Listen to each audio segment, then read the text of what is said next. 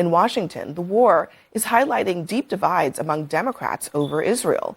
40 Senate Democrats out of 47 voted to block some arms sales to Israel, specifically sales of dumb bombs and military bulldozers. Only 7, including Minority Leader Chuck Schumer, voted against that ban.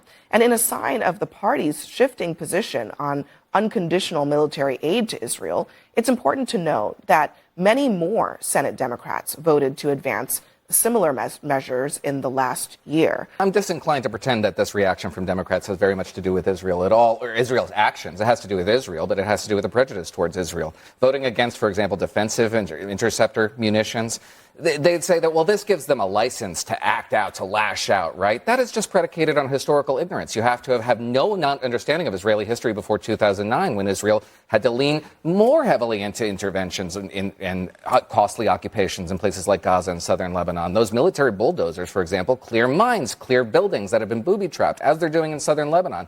Nobody asks why Lebanon is sitting down with Israel, even as it's being invaded.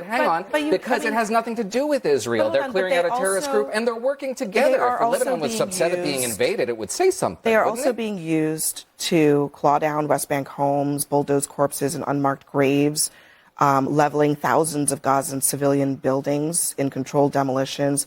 Yeah, that's what I just said. It's all those things. And so, these are two high-profile Democratic senators who are not typically in the camp that you're describing. Alyssa Slotkin says, being pro-Israel today is not simply about supporting the political or military agenda of Prime Minister Netanyahu, just like being pro-American should not be equated to loyalty to Trump. Ruben Gallego says, I won't vote to send $500 million of hardworking American taxpayer money to Israel for bulldozers and bombs. I'm looking at two Democrats with national ambitions. You know who I'm not seeing right there? I mean, exactly. Chuck Schumer. Yeah. Well, I'm not seeing the head of the Senate. Well, you know why? Because he's not running for president. This is all about appealing to Democratic voters, and it has nothing to do with Israel. Israel's a secondary.